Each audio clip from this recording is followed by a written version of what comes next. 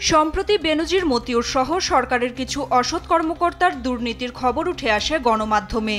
এতে টনক নড়ে সরকারের। শুরু হয় দুর্নীতি দমন কমিশনের অভিযান। রোববার সচিবালয়ে সড়ক পরিবহন ও মহাসড়ক বিভাগের কর্মকর্তা কর্মচারীদের শুদ্ধাচার পুরস্কার অনুষ্ঠানে কথা বলেন ওবায়দুল কাদের। এ সময় তিনি বলেন, দুর্নীতি বেপরোয়া গতিতে বিস্তার লাভ করছে। দুর্নীতির জন্য যে মূল্য দিতে হয় সেটা সত্যি দুঃখজনক ও দুর্ভাগ্যজনক।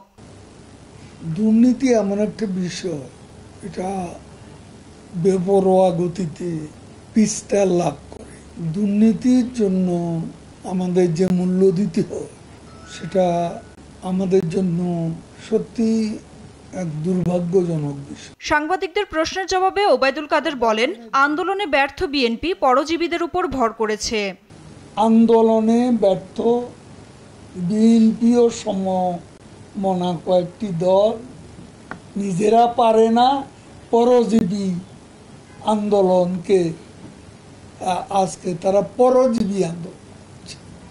শিক্ষকদের পেনশন স্কিমের আন্দোলন নিয়েও কথা বলেন আওয়ামী লীগ সাধারণ সম্পাদক। আমরা গভীরভাবে পর্যবেক্ষণ করছি পরিস্থিতি, সময় মতো সমাধান হয়ে যাবে। কোটা আন্দোলন নিয়ে ওবায়দুল কাদের বলেন, এটা আদালতের এখতিয়ার, এখানে সরকারের কিছু করার নেই। এটা এখন আদালতের এখতিয়ার। নাফিয়া ফারজানা, দেশ টিভি, ঢাকা।